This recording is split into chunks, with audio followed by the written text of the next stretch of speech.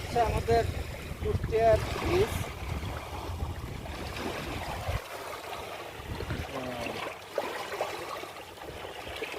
নাম ছিল জোয়ার আসছে বুঝছেন?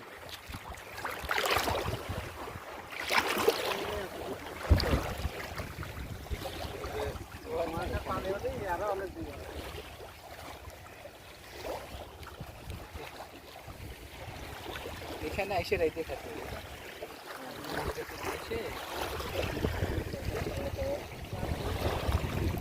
হ্যাঁ, একদিন